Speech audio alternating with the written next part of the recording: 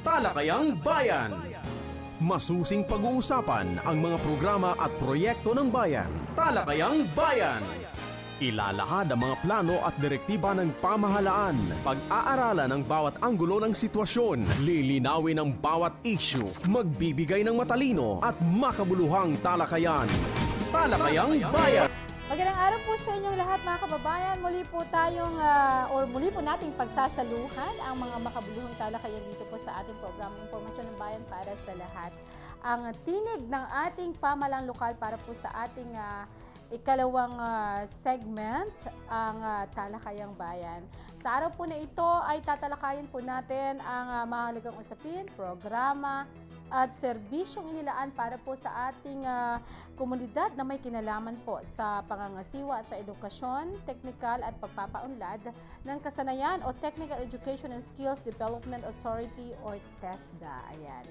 At nais po natin ipakilala sa inyo, excited po ako, ang ating panauhin ngayong umaga, walang iba kundi po ang ating bagong TESDA Coordinator and Community Training and Employment Coordinator dito po sa bayan ng Briggs Point.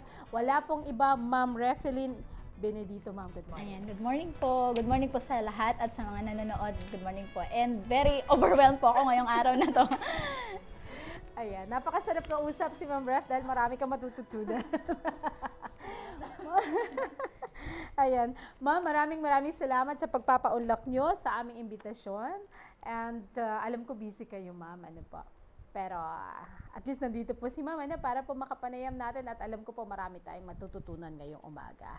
Sa inyo pong bagong karagdagang duties, ayan, dahil alam po natin busy si Ma'am at doon pa lang sa MHO ay napakarami niya ng duties and responsibilities. Pero eto po, bilang bagong coordinator and Community Training and Employment Coordinator or CTEC, ayan, ng TESDA dito po sa bayan ng Briggs Point. Ma'am, pwede nyo ba or papaano nyo po ito hinaharap or ano po ang take po ninyo dito sa inyong bagong duty and responsibility po? Ayan, parang huminga muna po ako. Ayan, una po sa lahat, no, bago ko sagutin po ang iyong tanong, Ma'am, no, yes, mula po sa lokal na pamahalaan, ako po yung nagpapasalamat na naiatang. Yes. Naiatang naman po sa akin ng isang mabigat na posisyon na kung saan po ay nakikita ko naman na sana, hopefully na maging malaki ang parte ko at mabigay na pagkakataon na maitulong po sa programa. Sa totoo lang po, ang TESDA ay napalaking programa ng pamahalaan. At bilang na-assign po or na-appoint bilang CTEC po kasi ang tawag nila in short po, no, or the Community Training and Employment Coordinator, ay nakafocus po more on the skills improvement ng community. So mabigat, mabigat gaya po ng sinabi ni Ma'am, yun nga, under the MHO, ang inyong pong lingkod ay isang nurse po na kung saan nakafocus more on the health programs and the implementation. But then, ngayon, umiba yung rota natin, no? Pero dito tayo nagsimula actually sa health, kung paano ako napunta sa TESDA. So why? Because the focus is the barangay health workers. At isa sa naging main performance ng ating barangay health workers ngayon ay magkaroon ng TESDA, under TESDA education. So, yun yung naging bridge kung bakit napunta ako dito. At sabi ko, nung unti-unti, no, on the process na ako na kino-coordinate ko ang mga TESDA activities with the barangay health workers, parang sabi ko, ang ganda ng programa ng TESDA.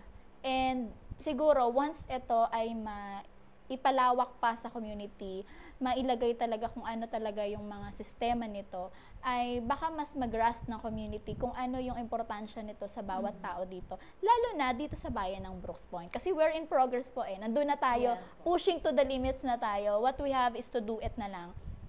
So, bigat.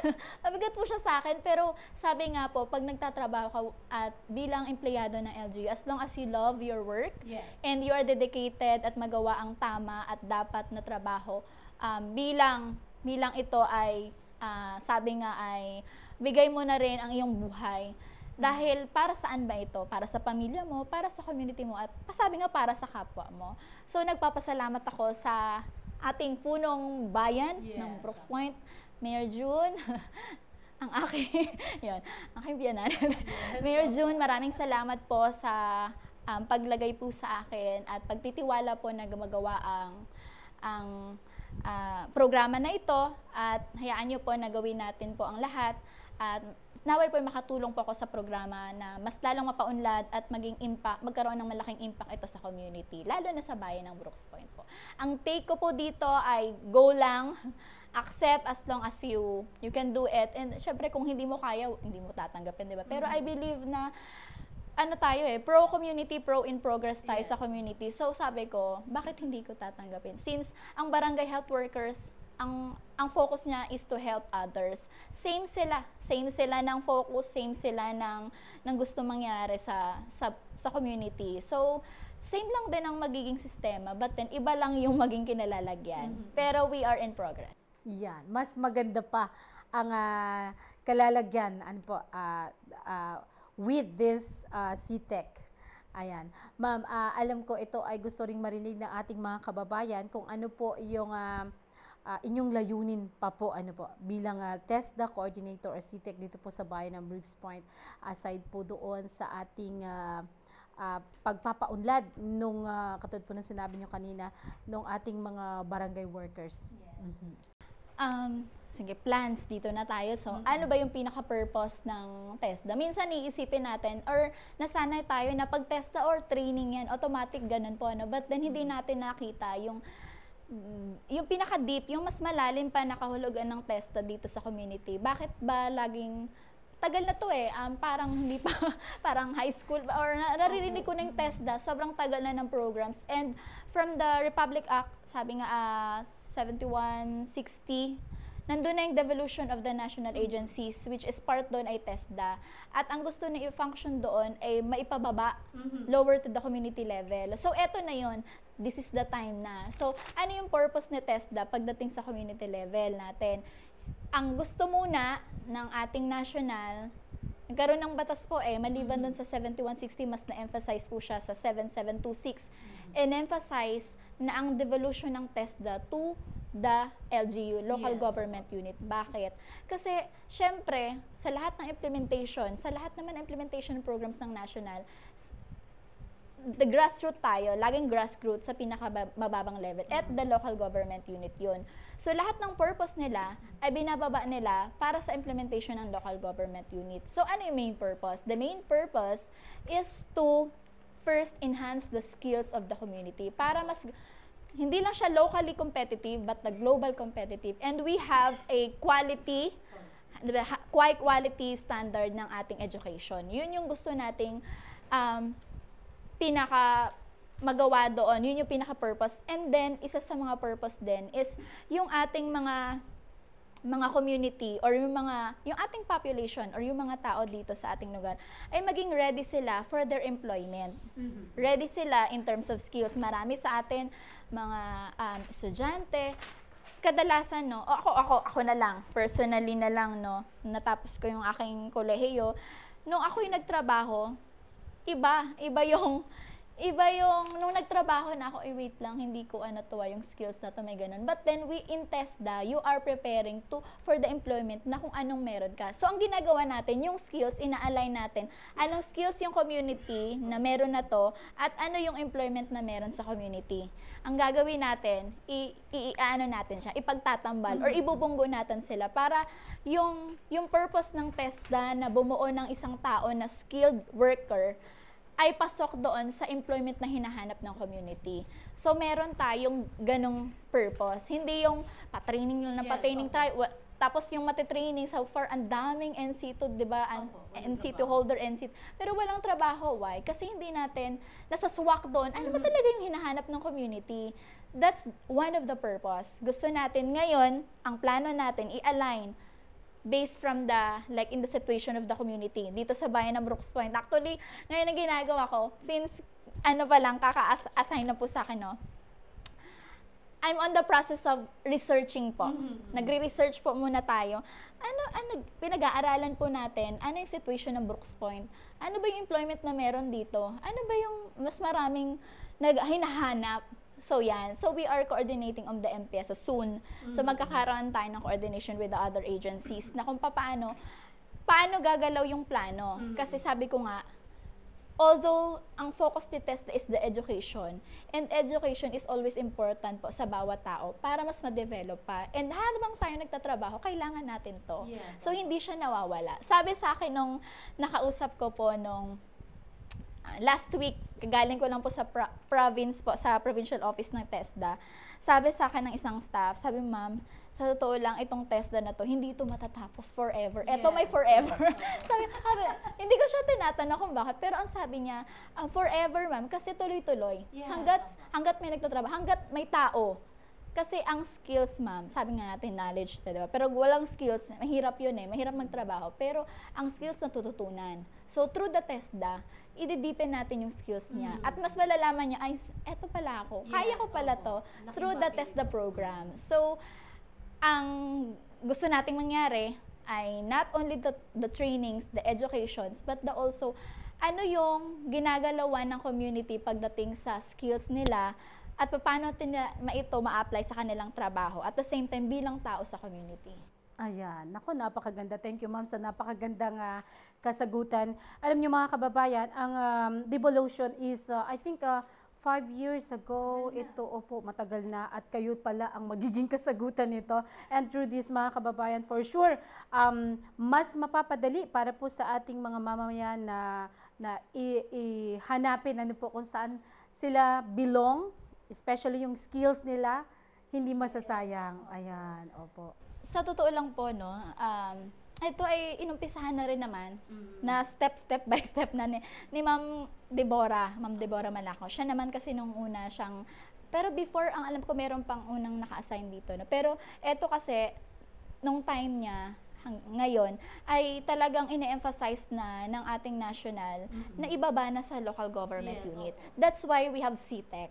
So the CTEC po ay the person who will designate to enhance, to coordinate, and to enlighten the community kung anong meron sa TESDA from national, diretso sa grassroots. Yun yung gusto nilang mangyari. Kaya bawat lugar ay may mga CTEC na po. So yun yung para silang sila yung manpower ni TESDA. Sila yung parang coordinator talaga. Kaya coordinator ang yun. Sila yung directly coordinates with other agencies and to the higher level. Yun yung gawaan nila. And yun ay numpisa na ni Ma'am Deborah. So nagkaroon na, actually ito ay, yung iba ay, kino-continuous ko yung mga plans na pinag-uusapan namin ni Ma'am Debs. Sabi ko nga, Ma'am Debs, kasi we have in the process of endorsement din. At gusto kong, syempre dahil bago ako dito, inaalam ko kung ano yung ganap, ano yung mga plano, ano yung nagawa na, and ano yung magandang i-continue at what more pa na magagawa sa TESDA. So, devolution is, sabi nga, sa mga batas in time, eto na po yung time. Dito na tayo, eto na yung time na dinidevolve na talaga, devolution, and hindi tayo hahayaan ni national na tayo lang magsa-stand alone. They are, mag-a-assist sila sa atin. Para hindi naman, mahirap kasi, malaking pondo, malaking pondo yung gagawin, maraming tao, ganon. Pero syempre, unti-unti lang yung gagawin natin. And yan ay mga nasimulan na rin ni Ma'am Debs. So atin, ipagpapatuloy natin to at titignan natin ano pa yung ibang part ni TESDA na pwede natin gawin soon. Ayan, mga kababayan, napakaganda, no? At thank you, ma'am, dahil nandiyan na si Ma'am Refeline para po mag-stand as coordinator po ng TESDA dito po sa bayan ng Briggs Point. Ito, ma'am, alam ko gusto to ng ating mga kababayan. Kung mayroon po bang bagong training, programs o certifications na ilulunsad para po sa komunidad? Okay. Ang dami, no? Sa totoo lang, na-overwhelmed po ako nung last time sa province ako. Nung pinakita sa akin list ng mga training, skills po kasi to direct skills. Ang skills ng isang tao napakadami. Doon ko nga po nakita ultimo yung language, yung mga sign language, yung mga ganun, or yung basta more on the language, may ganong skills din. Ang dami pong training. Kahit na sa paglalaba. Yes po. Sabi sa akin, lahat ng skills na meron ay pasok sa TESDA. At ito ay pinag-aaralan. So, naggumagawa, may mga rin sila, curriculum na ginagawa. So, sa dami na yun, parang na-overwhelm ako. Sabi ko, step by step. So, sa ngayon po, supposedly meron tayong for this month, June. Sana, no, kaya lang i-reschedule muna natin to, gawa ng may mga conflicts dates din. So, meron po sana tayong training sa pag-assembly lang ng solar installation, yan. Para po yan sa ating mga marginalized sector. So, may mga targets na din po yun. Actually, ready na sana. So, may mga ilan lang nag-conflict sa dates and schedules. Yun lang, kaya mauurong siya possible in July. And maliban po dyan, katulad ng nabanggit ko kanina na kung saan tayo nagsimula dun sa barangay health workers, this year, praying. Yes. Praying po talaga ako kasi ito yung isa sa performance base from the national ng ating barangay health workers ay ang ating lahat ng barangay health workers ay magkaroon ng NC2 or NC2 holder, which is yung kanilang trabaho ayun na rin talaga from the basic, core, and common competency nila. So gusto natin minsan mas mas may bigyang diin or yung kanilang eligibility ay talagang maramdaman na rin nila. Oo, kasi nung sinabi ko nga magkakaroon kayo ng NC2, tuwang-tuwa talaga sila. So na nila yun isa kumbaga credential nila yun. So na-encourage talaga sila na mag-undergo ng training. But then, ang gusto nating mangyari ngayon, ang ating local dito sa LGU ay magkaroon tayo ng sarili nating mga trainer and assessor. So ongoing po tayo. We are ongoing po. Kasama po ako doon. Sumasalang po kami sa training and hopefully makapasa sa assessment. At pag nangyari yon, meron na po tayong certified trainer and assessor ng LGU. LGU po yun. Sariling ng LGU. Yes po. And syempre sa tulang po yan ng ating mahal na mayor sa kanyang approval din. And syempre yung kanyang directives din kung para magawa po yun. So, ang gusto natin po dito, once na magkaroon tayo ng sariling trainer assessor, ang kagandahan po nito ay iba-iba. Hindi lang po siya more on the BHW or Barangay Health Services courses. Meron tayo mga trainer and assessor sa driving, tapos sa events management, backhoe, yung mga heavy equipments. Kasama po sila. Meron tayong ilan po doon. And sa kumuha po dati ng NC2, pwede na silang mag-. Yes. Ang training po na yun ay training methodology 1, which is ang focus niya ay maging trainer at assessor. And para din sa kaalaman ng lahat, no, dito po sa buong Palawan, kung sakasakali, no, kasi meron na tayong manpower kung sakali, soon yan, ang magiging proseso na natin ay magkaroon tayo, ma-accredit tayo bilang assessment center. Wow. Yun yung plan natin sa LGU. Ang LGU ay magkaroon, yun, part ng devolution po ito. Una, magkaroon ng accredited assessment center. Actually, hindi accredited assessment center lang. Ang gusto ni National ay magkaroon talaga ng parang school naman. Yes, training center. And looking forward, looking forward po kami near sana ma-approve. Ako po ay gumawa na ng proposal, Mayor. Sana ma-approve. Yun po ay para ma-establish po sa atin dito talaga, magkaroon ng building structure po yung ating LGU. And for the first time, dito sa buong Palawan, wala pa BPSAT and Provincial Training Center lang po ang meron sa atin dito. Okay, pa nagkataon Brooks po. Yes, first time po. Legacy talaga yun ni Mayor kung sakaling magkaroon ng first time. And hindi ko lang sure, pero parang narinig ko yung Batarasa soon din, no? Pero sabi ko, unahan na natin, Mayor. Pinibira ko gano'n. So yun, sana ma-approve po yun. And may mga plans na rin. Actually, ito yung iba na umpisahan na ni Ma'am Debs na may mga plans na yung construction. Pag ito ay na-approve, kasi part po yung devolution, pagtatayo ng building, then pag-establish ng council. Then next in line po doon yung organization, part doon yung mga trainer, assessor natin. So we are preparing na po step by step. Meron na tayong trainer, meron na tayong assessor, kailangan na natin ng venue para doon. So isa yon sa mga nire-required po nila ngayon. Ayan. And syempre ang ating mahal na mayor ay talagang very supportive sa mga ganitong program. Especially po sa mga programang makapagpapaunlad sa ating bayan.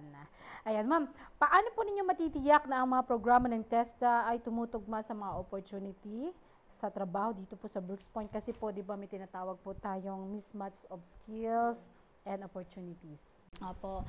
Sakto po doon, no, yung binanggit ko kanina. Isa sa plans natin at diretso sa yung purpose natin ay masagot po yung mismatch na yan. Opo. So, kaya ang ginagawa natin ngayon, we are in the process of researching. Inaalam natin ngayon anong situation ng LGU, ano yung mga trabahong meron dito, ano yung mga katulad ng mga companies dito or the LGU mismo, ano yung kailangan nila na skills. So, yun yung ipopromote natin, yun yung gagawin natin para ma-address natin yung tamang trabaho na kailangan ng isang company. Halimbawa, sa LGU, ano bang karamihang kadalasang kailangan nila? For example, the encoder. So, actually, sa pagiging encoder lang, ang daming test the training sa ganyan, yung mga computer skills. So, yun, mag-focus tayo sa ganon. So, ipa-plot natin, ano yung mga top na kailangan ng employment. Kasi maraming nag-a-apply ngayon ng trabaho, pero sa isa sa hinahanap, may qualification, skills. At syempre, ipa-priority yun. And so, ngayon, in coordination with the MPSO, ang gusto nating mangyari, lahat sana ng matitrain natin dito sa center na to, yes, sana priority sila. So, yun agad opportunity na yun ang matitrain, di ba? So, parang kasi minsan, di ba, pag natapos na train, sana tayo ba pupunta? So, gusto natin, merong continuous progress sa community. Kasi once, ang ganda ng employment, ang ganda ng yung mga trabahador mo, laborer mo ay skilled talaga, yung progress ng company is, yes, at connected siya sa economic growth ng locality. So, yun yung gusto natin. Natin the purpose na ma-employ din sila. At the same time, we are focusing to upgrade the economic growth ng locality. Ayan.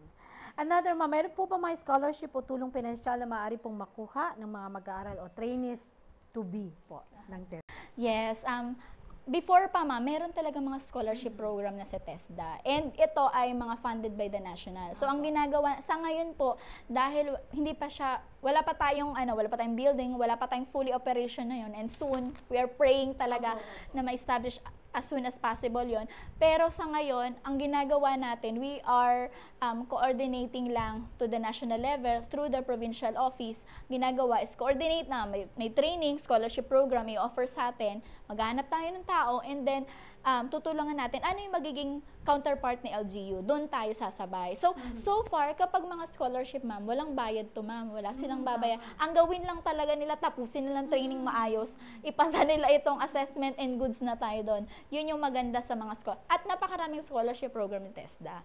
So, kailangan lang natin, magandang, sabi nga nila, good relationship and coordination po sa ating higher level. Lalo si provincial office, talagang kung sa support lang, nung last time na-meet ko pa nga lang sila, very accommodating sila, and we are talagang in-encourage na nila, goods ma'am, itayo nyo na yan ma'am, ang laki ng impact sa community. So, in a positive way, sana po maitayo ito at malaki ang magiging tulong nito sa community po. Ayan.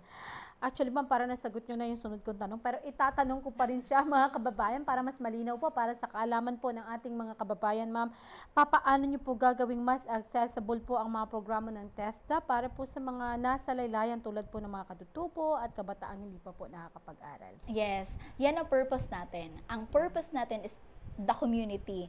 So, sa community, may mga marginalized sectors. Meron tayo dyan out of school youth, PWD, senior citizen. Lahat ng eligible person na dapat maging part ng training, ika-capture natin through the community-based training po, yung mga apprenticeship at programs. Tapos, maglalagay tayo soon din, ay maglalagay tayo ng mga human resources or particular parang barangay coordinator sa bawat barangay para mas mabilis yung network. Kasi minsan po, 'di ba, pag sa isang lugar, pag wala tayong tao doon na naka-assign or naka-coordinate directly na siya ang nagiging manpower sa baba, mahirap 'yun. Mahirap sa taas na ikutin niya buong.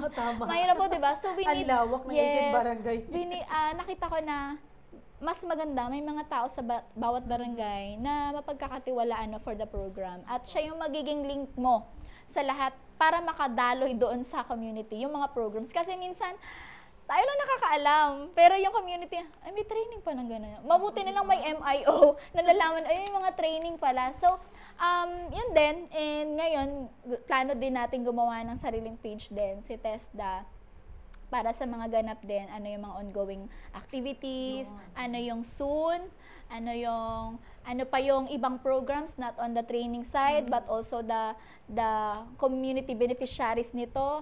Tapos baka magkaroon din po tayo ng mga enrollment fair, kung sakali. Titignan natin, basta maitayo lang po ito. Opo. Ang dami nating plano. Yun po, no? Sabi ko, ang plano na to, kailangan nating hindi pwedeng plano lang siya kasi ito naman ay for the purpose ng economic growth natin. So, ano lang, approval, and sana yun nga, ma-approve siya at matuloy-tuloy yung ma-establish at ma-success itong programa na ito. Alright. Ma'am, bagamat bago pa lang po kayo na bilang CTEC, nakikita po natin ng malinaw kung ano po yung mga magagandang plano at parang kumbaga na-imagine ko na yung kahihinatnan nito. Ano po, ganun pa man, para pa rin po sa ating mga tagapakinig, ma'am, paano po kayo nakikipagtulungan sa lokal na pamalaan, of course, sa mga negosyo or mga negosyante at industriya upang mapabuti po ang programa ng TESTA at mas maging kapakipakinabang sa mga mamamayan ng BRICS? Okay. Networking, coordination, and syempre communication. Very important po dyan. Kasi kung ikaw ay nasa opisina lang at hindi ka lumalabas, wala, mahirap eh. So, one of the step po natin ay mag-ano tayo ng mga taong, ang focus niya is how to disseminate the information directly to the companies. Eh dito, parang sa atin, ang dami ng agencies, ang dami ng companies, ang dami natin, sa mga establishments, parang ang dami na dito sa Brooks Point. Nandito na tayo sa progress na talaga tayo eh. So, at lumalaki yung population natin. Lumalaki yung population natin, lumalaki din yung pinaghahandaan natin na para lahat maka-receive ng programa na ito. So, through the active participation nila, through the active communication din, syempre pag hindi nila alam, hindi sila magpa-participate. So, una, information dissemination through the social medias, or yung human resources na itatalaga mo doon sa mga, meron tayong tinatawag na public sector, private sector, and the community level. So, mag-a-assign tayo dyan. Hopefully, mabigyan tayo ng tao kasi hindi kaya na mag-isa. Pero yon, malaking ano siya, ma'am, malaki siyang factor. And at the same time, hindi lang sa labas, pati yung mga national agencies and the local agencies dito sa LGU, kailangan maging part po sila. Like, pag-creation pa lang ng council, meron tayong tinatawag na creation or establishing ng local TVET council. So ito po ay local technical vocational education at training council.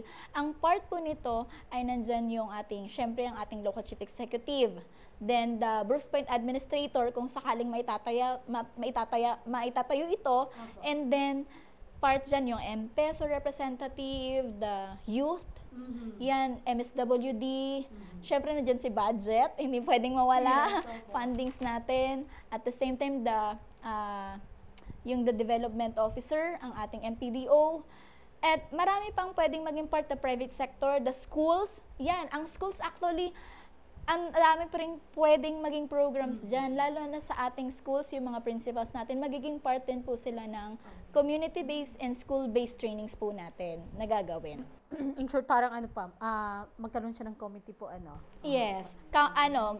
Parang kumbaga sa iba, parang local health board, yung mga ganon. Council siya, at the same time, established po siya. Through the ordinance. Actually, wala pa tayong ordinance po eh. So, yan po yung nilalatag natin. So, nag-ano tayo ng draft ordinance dito. Sa ngayon, yun yung plano natin this year. Natutulog pa ba kayo, ma'am?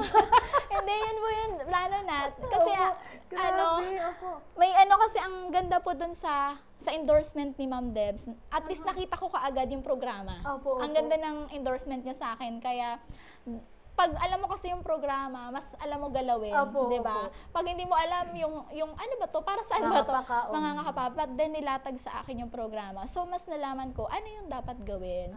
And napaka-big help talaga ni Ma'am Debs. Thank you so much, Ma'am Debs.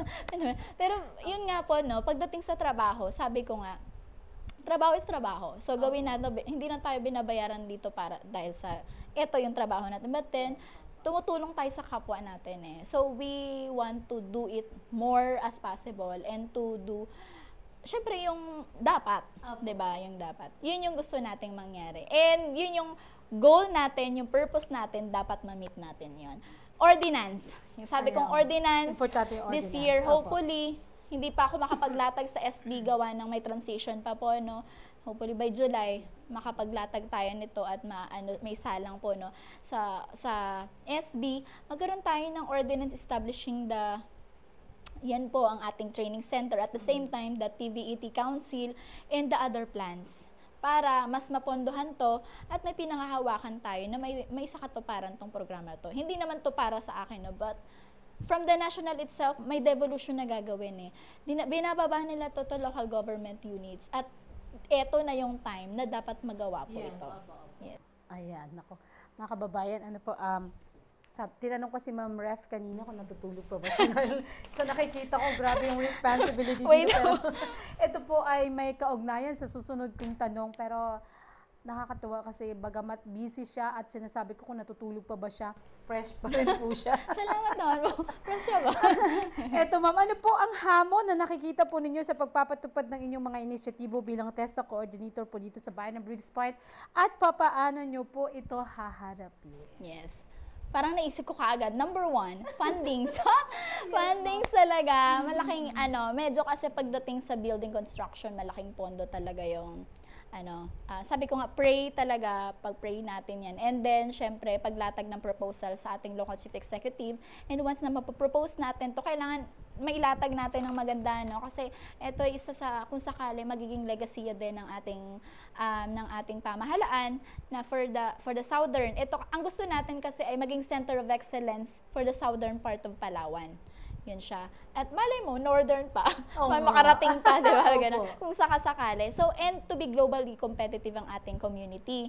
So, ngayon, fundings, pangalawa, staff. Yun. So, sa ngayon, yun nga, kakailangan natin ng staff. Pero soon, baka mabigyan na rin ako ng mga staff na unti-unti. Kasi, pag nagkaroon na po tayo sa process ng accreditation, registration ng training center, ay marami po yung gagawin. At pag nag-implement tayo ng mga programs, mga activities, marami na pong ginagawa dyan. So, kailangan operational siya. Pag operational siya, nandyan yung maintenance, kailangan nandyan yung staff natin na dedicated, capacitated siya lang. Hindi lang basta staff, kundi yun nga, skilled. Siyempre, dapat number 1, skilled sila, di ba?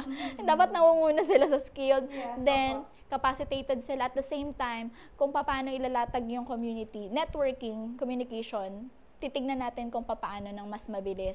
So, yun yung sa ngayon, nagiging challenge. Pero soon, sa tingin ko, open-minded naman ang ating pamahalaan sa ganitong proposal at ganitong plans. At malaking support ito once na ma-approve ni Mayor itong structure na to. At malaki, sabi ko nga kanina na paulit-ulit din, malaki ang magiging impact nito sa community. Widen, ang gusto natin maging widen yung information, widen yung acceptance, and widen yung beneficiaries po natin. Ayan. Paano nyo po balak tugunan ang mga issue tulad po ng kakulungan ng resources, katulad po ngayon,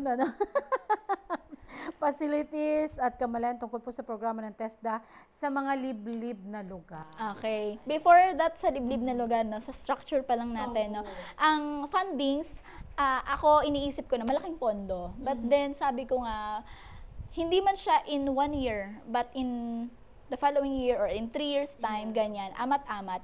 Kung amat-amat, siguro mas possible. So, doon ko tinitingnan, amat-amat tayo. So, amat-amat tayong magpo-propose, amat-amat tayong mag-i-implement nun hanggang sa ma-meet natin yung fully operational training center at the same time, fully implemented na mga activities.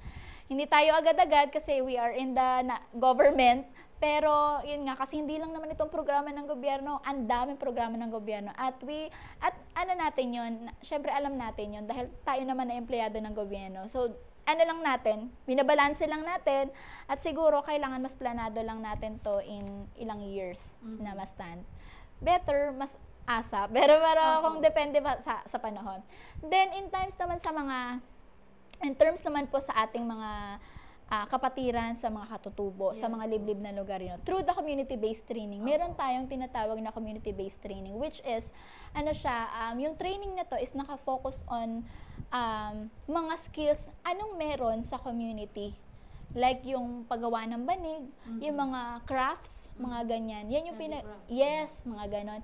Yun yung pinag-aaralan na natin na kung saan sa mga liblib na lugar, yun yung forte nila. At ano ba yung mga skills ng mga kapatid nating katutubo na pwede nilang ma-share at soon maging negosyo nila or maging income po nila. So, doon tinitignan natin as part and coordination din with the tourism. Kasi part ng din nila yun ng ating tourism, di ba? Pag may mga tayo dito actually minsan, yung mga bisita natin sa mga events, trainings, pag mga souvenirs pa lang nila, may nakikita sila mga native, sino gumawa nito? Mas nanas, oy, dito yun. Ano yan ng Brooks Point? Made from Brooks Point yan. At magtatanong, nagiging ano siya parang domino effects doon. So, maganda. So, communication sa atin through the mga taong ilalagay natin sa bawat barangay. Sila yung lulusong doon sa mga kaloob-looban para mas malaman ng mga kapatiran natin, usually sa katutubo, anong meron sa mga TESDA. Nalalaman nila, unang-una kasi sa lahat, promotion. Promotion through the education and information dissemination. Yun lang naman yun Kailangan malaman nila kasi kung hindi nila alam, hindi rin sila magpa-participate sa atin. At the same time, sabi ko nga, dahil syempre karamihan sa mga, yun nga, lob-lob na areas natin, liblib na area, ay syempre nandyan yung culture, and dapat na maintain na, syempre may mga kultura sila, practices sila. So, pinag-aaralan natin, paano naman natin ilalagay yung TESDA sa kanilang mga kultura. Na nami-maintain. Yes, kasi very important yun and we respect that. Yes, po. At sa pamamagitan yan, mga kababayan, ay marami rin pong mga resources na hindi nila napapansin, na pwede nilang magamit. Through TESDA, pwede silang ma-enlightenment na, ay, halimbawa ito, simpleng kawayan, o kaya yung mga, pwede palang gamitin for handicrafts, mapapaganda pa. Yung paggawa ng mga tao-tao po, ang dami po yan dyan, sa totoo lang, sa mga barangay health workers ko pa lang, ang gagaling gumawa ng mga... Yun, skills na agad. Yes po, sabi ko, pag ito na-develop at nailatag sa labas, baka maging income, pa nila to. Baka maging international, tayo, diba?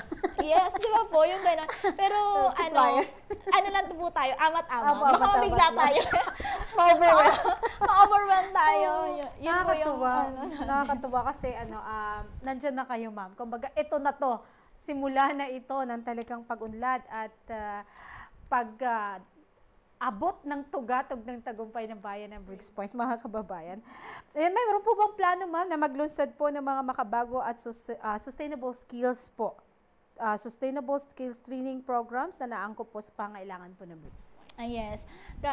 Same po, sa sinabi ko kanina, we're in the progress of researching po. Kasi gusto natin yung mga skills na kakailanganin ng ating pamahalaan or ng bayan ay angkop doon sa matututunan nila. So, para swak sa mga gagraduate or makakapasa ng TESDA, pasok sila agad sa kinakailangan ng ating lugar. So, sabi ko, ano yung mga sustainable programs na Actually, yung TESDA na yung sustainable program siya. So, kailangan lang natin siguro ng full support, full active participation of the community. Kasi merong training pero kung yun lang yung nagtitraining, wala nang iba, parang hindi natin na yung widen na beneficiaries natin. Ang focus natin ngayon ay ilabas natin ano ba ang meron sa TESDA at nalalaman na ibang tao na may TESDA pala. Actually, before po, nagkaroon ako ng information na ilang beses na ako nag-training sa TESDA pero wala akong trabaho. Yung mga ganon. Ang dami ko ng NC2, NC3, mga ganon. Yung iba 6 pa nga 7. Pero saan ako makapasok? So, kailangan nating ayusin po yun. Kailangan natin. So, ang gagawin po natin, and soon, at part po na magiging proposal natin and through ordinance, magkakaroon tayo ng isang fair or celebration na lahat ng mga NC2 or magkakaroon muna tayo ng master listing. Sino ba yung may mga NC2 sa buong bayan ng Brooks Point? Kikilalanin po natin sila. Tingnan natin kung ano yung estado nila at kung ano yung pwede nang ating maitulong sa kanila. And actually, yung mga OFWs natin, pwede sila maging part ng ating mga... Yung minsan, maraming sector na hindi lang natin sila natatap, na malaki pala din yung magiging import ng nila sa programa. Kailangan lang natin silang tapikin, parte ka ng programa, baka gusto mong maging part nito, diba yun? So, support ng other agencies. So, yun lang, more on communications, coordination, dito muna tayo mag-focus. Then, pag na-establish na, madali na yung partnership natin.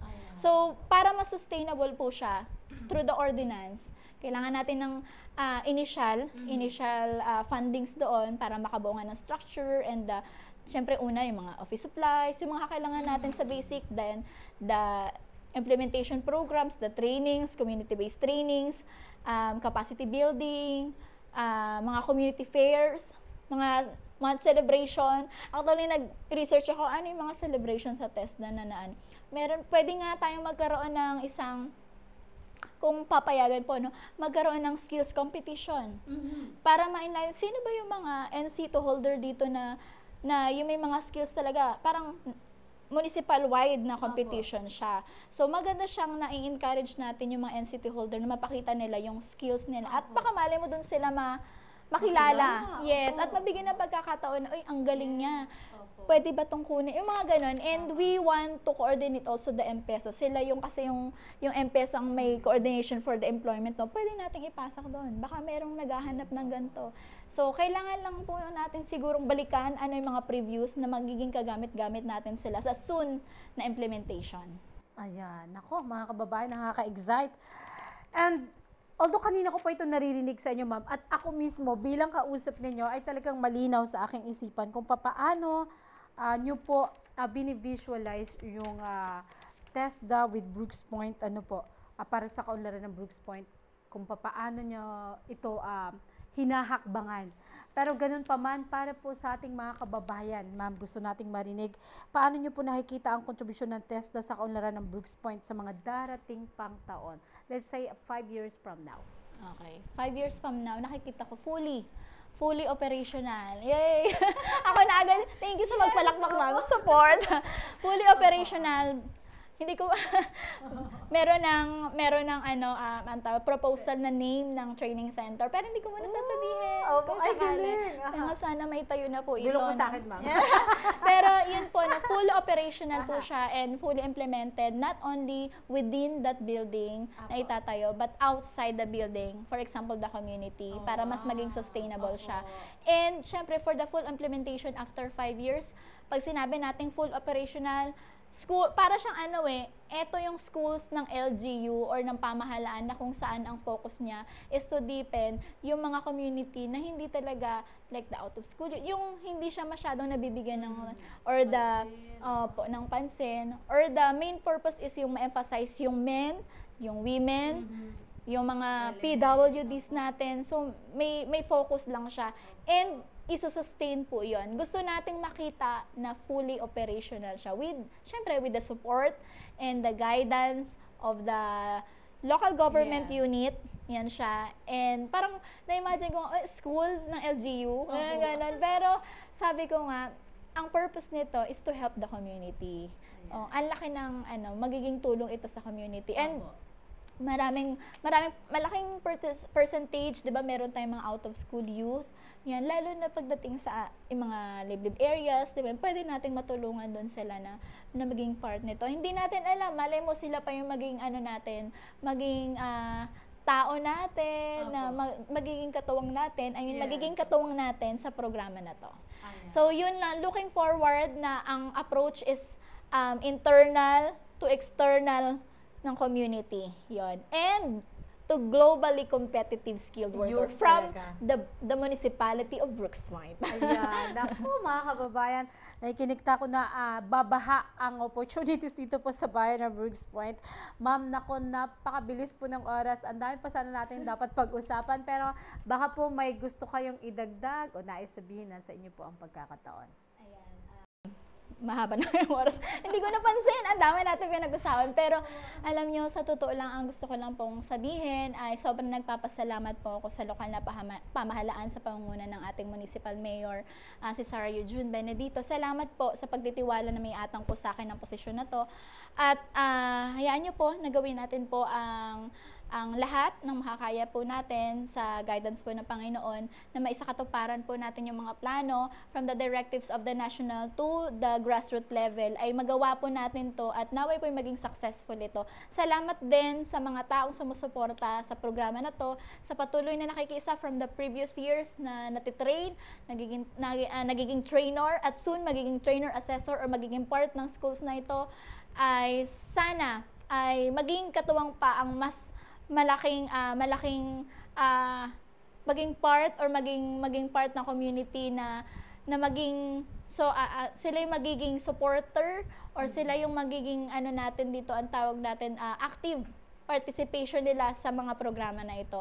Thank you so much po din sa MIO na nabigyan ako ng pagkakataon na ang laki ng yung MIO, sabi ko nga tuwang-tawa ako dahil nakita ko yung sistema ng MIO at ito ay nagbibigay ng progresibo at nakikita natin yung ganap ng lokal na pamahalaan. At soon, sana isa na rin sa mga mailatag ito sa programa ng MIO, sa mga pictures na makita na ito ay unti-unting nagiging aktibo at actual aktibo naman po, no. Bibigyan lang natin ng mas systematic or mailatag pa natin ano pa ba sa ibang side yung programa ng LGU pagdating sa TESDA program.